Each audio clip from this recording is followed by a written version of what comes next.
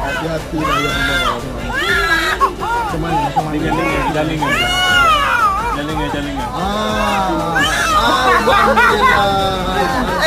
Ini tahu dah sampai dia dulu.